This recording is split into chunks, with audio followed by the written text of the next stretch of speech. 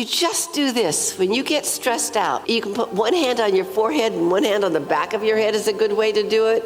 You can put your thumbs here in the temples and your fingers here. And here you do that. Thumbs in the temples and fingers there. You will teach your body, one thing, not to freak out when you get stressed. Energy has intelligence and it has memory. Now, I didn't get that. You know, if you think of electricity, does it have memory? How does it have memory? If you have a wound, a field immediately forms above the wound. And that field orchestrates how the healing happens. And it's giving continual feedback to the body on what the stage of the healing is.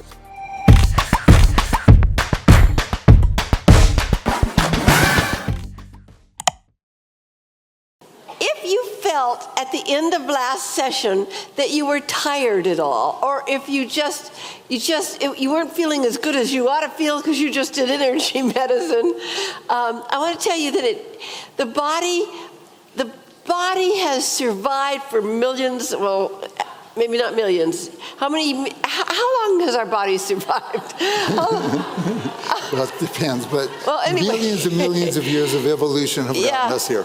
And how it did it was it really programmed into us patterns and habits so that you didn't have to think like in ancient times. You didn't have to think before you reacted to a tiger or to beat somebody up or run away. You didn't have to think. It was automatic, instinctual. And one of the hard things is now is we have those habits that still act that way. Like maybe you're with a spouse or with somebody and then sometimes you just fly off the handle.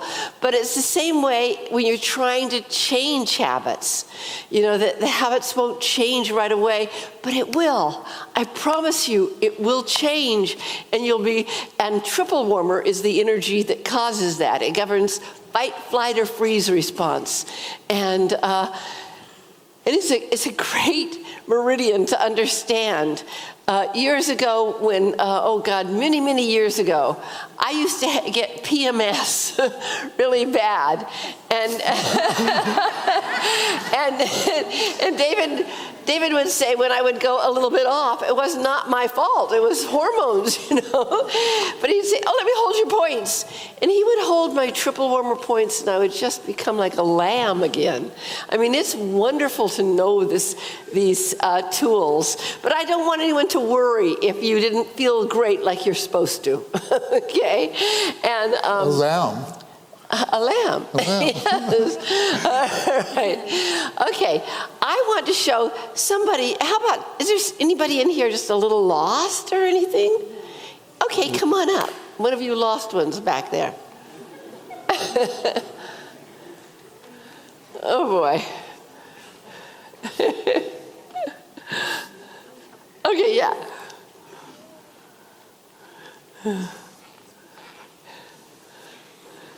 Hi. What's your name? Danielle? Okay, come here, Danielle.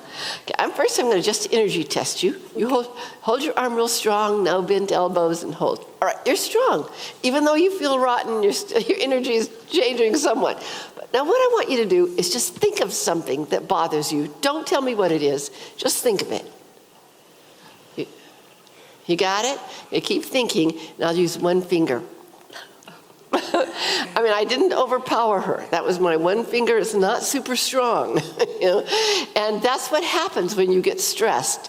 The energy instantly, blood leaves your forebrain to go into the body for the fight or flight or freeze response.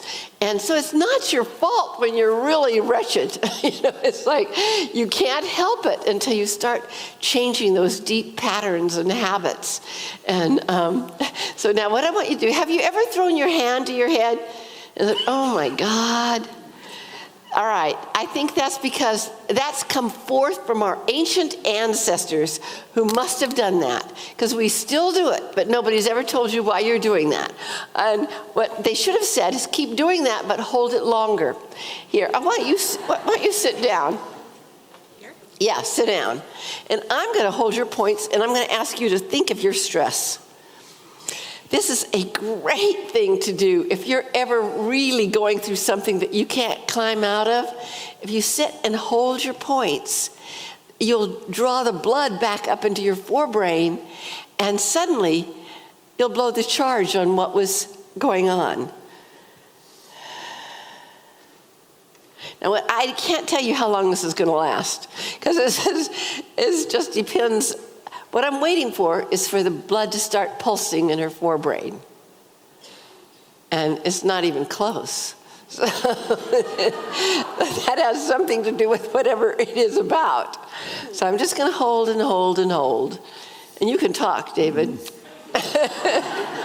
Well, we're all familiar with the fight-flight response. That's been very popular. To how do you stop it? Well, if you can stop it at the energetic level, then you're really bypassing a lot of the verbal kinds of ways, a lot of the techniques that are used.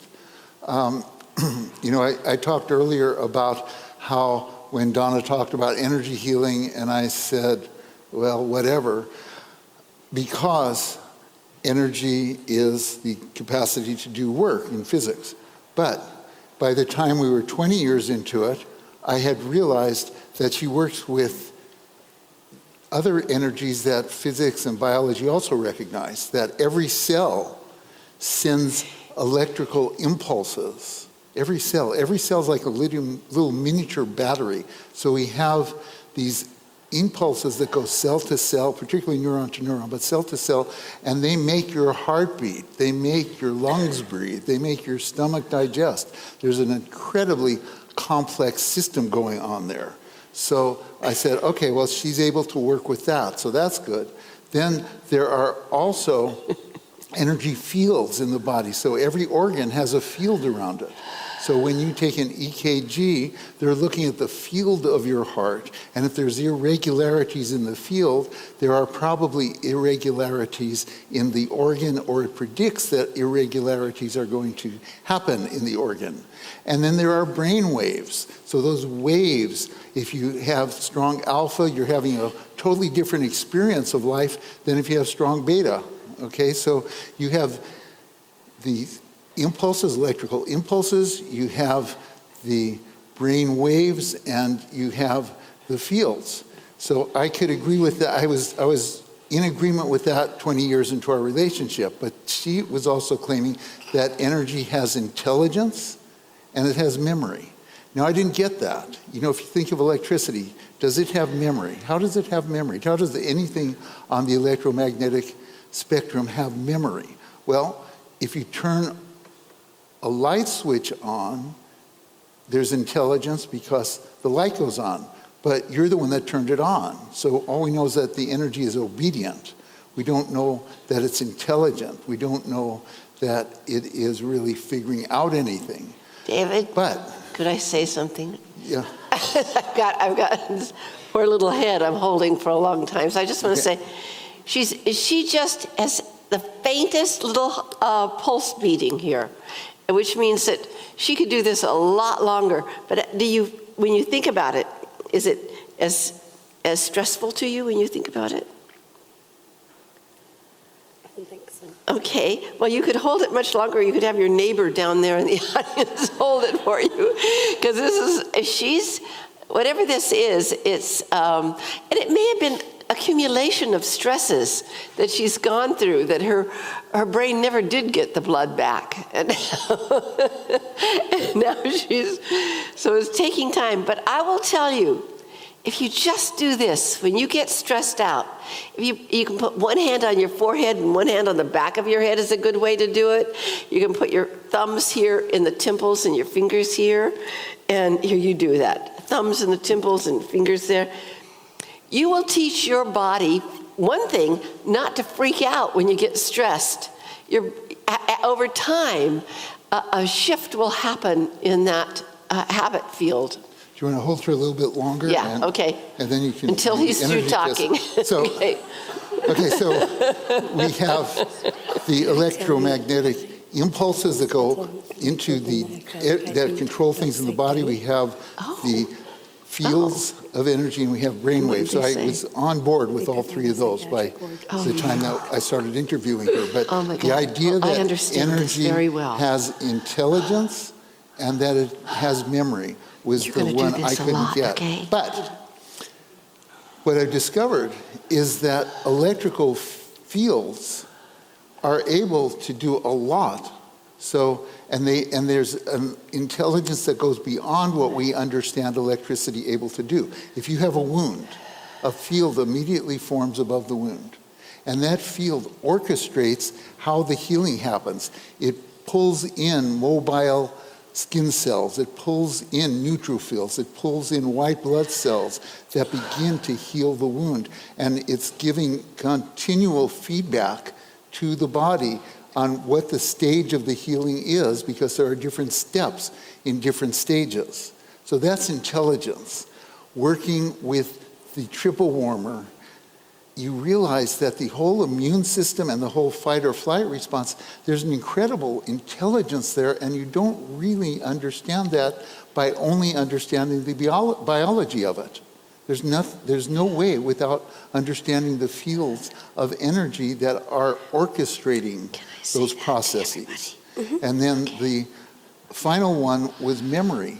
How is memory? Because I know that memory is in the neurons. I'm a psychologist, okay? But it's also in the chakras. Every emotionally significant experience you have is coded in a chakra. The chakras have different themes. So, but say the heart chakra is about love and loss. And if you work with the heart chakra, you realize that you are getting at a memory. So my favorite example was Donna was working with a woman, and she was just kind of routinely doing the heart chakra, and all of a sudden Donna's overwhelmed with just grief, absolute grief. And she just, and Donna doesn't hide her feelings real well. So she's just bawling, and this woman who's her client, who is paying her, is looking at this healer who is just crying and crying, and Donna manages to get out.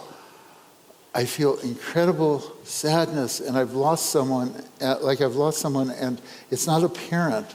Well, this woman's older brother was killed when he was 6. He was accidentally shot by two boys playing with their father's gun. And it was the greatest loss in her life. And so Donna keeps working that because the memory is in the heart chakra. It's not only in the neurons. And as she gets that memory to integrate with who the woman is as an adult and is able to work through energetically that grief, it shifted everything for the woman. She comes back the next week and she says her relationship with her husband has been totally transformed. She's going deeper. She's able to love again. She's able to take a risk again. So you have that kind of demonstration that there is intelligence to the energies and there is memory to the energies. So I was hooked. Okay, Donna, you want to energy test her? I could. She's not completely done, let me just tell you all, but I will see. Okay, think of your stress again. Okay.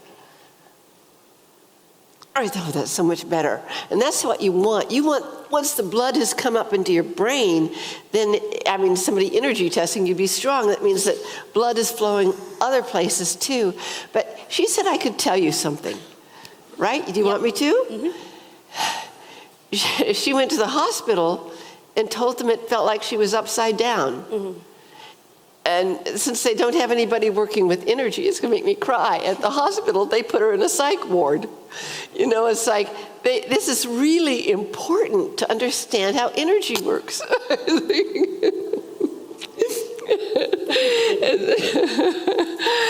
It's really important to understand that energy is all there is, and we've got to work with energy. And hospitals should not exist without some energy workers in there. Okay, now I'm going to leave you up here for a minute. All right. Now, if there's somebody wherever she's sitting wanting to hold her points further, that would be really good because she's got a ways to go.